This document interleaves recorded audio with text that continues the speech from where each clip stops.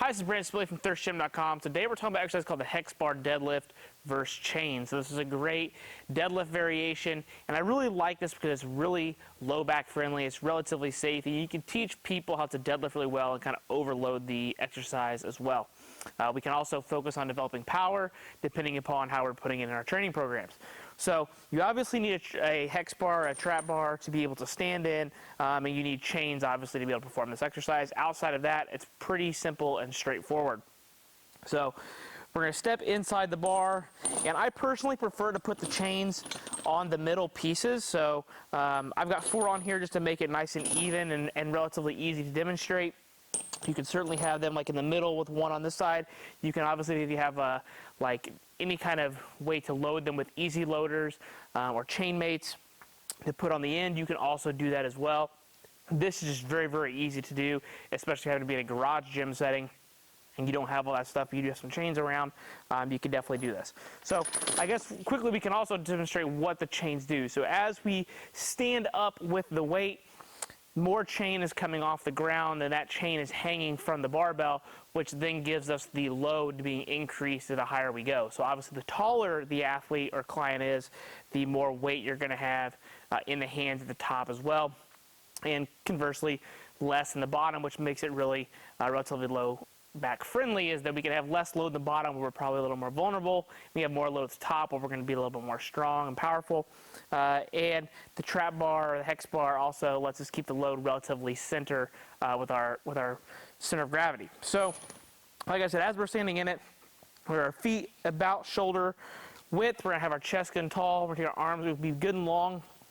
As we go to load this up and reach down, we want to make sure that our hips are going back and down at the same time, and we're going to try to keep our posterior chain loaded more so than our quads. Our quads are still going to get more work than a regular conventional deadlift, but we do want to keep in mind that we do want to try to make this more hingy than squatty. So we're going to keep our chest tall, arms long, push our hips back, and once we get our hips back as far as they go, that's when our knees start to bend. I'm in a good quality position here. I want to make sure I'm pushing through the whole foot, okay? I don't want to be pushing through my toes. I don't just want to be pushing through my heels.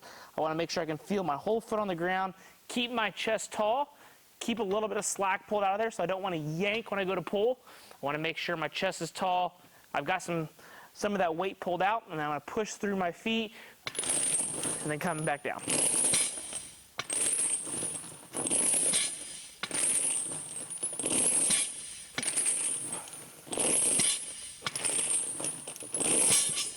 Just like that. Now for each rep, you want to stop on the deck or on the floor each time. So we don't want to come down and be bouncing, trying to use that momentum off the ground to get the weight up. That's a big no-no.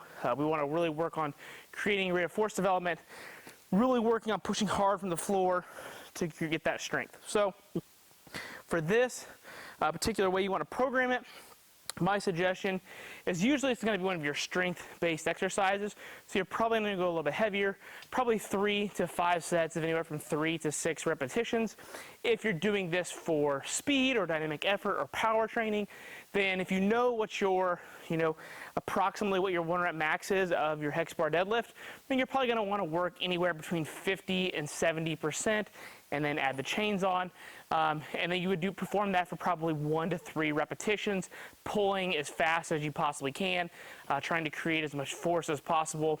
And then you're going to keep your rest periods down on the smaller side, probably about 20 to 30 seconds between sets.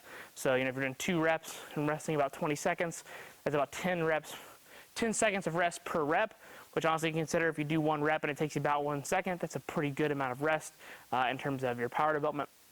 So that's the hex bar deadlift versus chains. Very simple if you know how to hex bar deadlift, just slap some chains on and keep going, but it does have some nice benefit from low back health and some injury prevention standpoint in terms of just being able to deadlift if you've got some previous low back issues like myself. So if you got any questions, please feel free in the comment section. Thanks. Have a great day.